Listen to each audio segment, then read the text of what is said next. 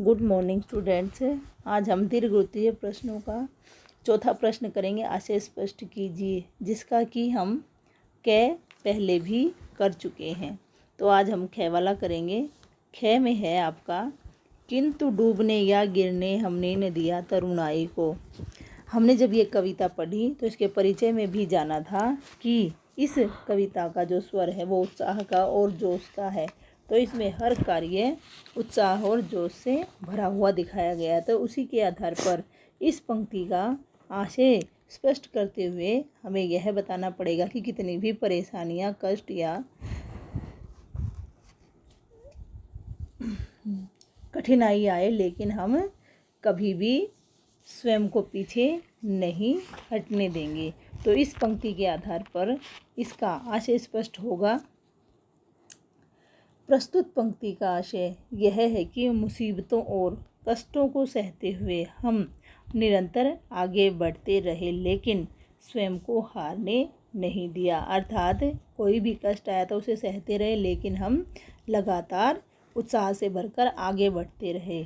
और इसके साथ साथ अर्थात श्रम और पुरुषार्थ के बल पर, क्योंकि यह युवाओं को समर्पित पंक्ति है तो यहाँ पर युवाओं का जिक्र किया जा रहा है।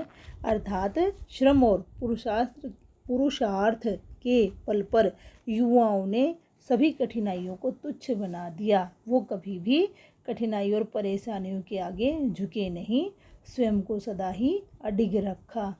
इस प्रकार इस ख का आशय स्पष्ट करने के बाद हम ग का देखते हैं।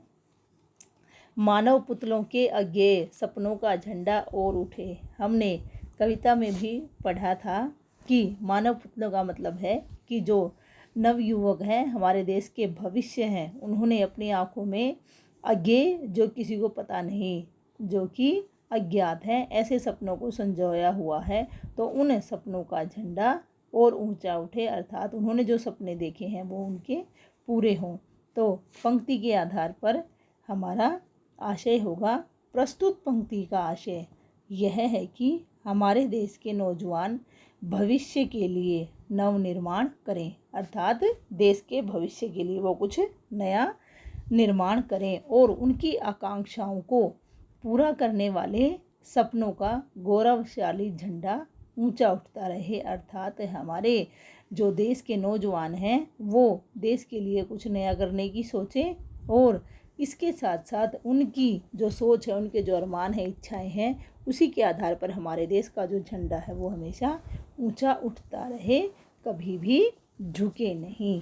इस प्रकार इस पंक्ति का आशय स्पष्ट हो जाता है। इसके बाद आपका अगला जो आशय स्पष्ट करने के लिए वाक्य है या पंक्ति है वो है, ऊंचा है बलिदान हमारा जीवन के अरमानों से। जब हमने ये कविता पढ़ी थी और उसके अलावा भी बहुविकल्पी प्रश्नों में भी आपकी यही पंक्ति आई थी, या इससे रिलेटेड क्वेश्चन पूछा गया था कि एक तो ये है कि आगे बढ़ने के लिए क्या आवश्यक है, दूसरा जो प्रश्न पूछा गया था आपका इसी से जुड़ा हुआ, तो यहाँ पर यही प्रश्न 2 बार आ गया है, ऊंचा है बलिदान हमारा जीवन के अरमानों से।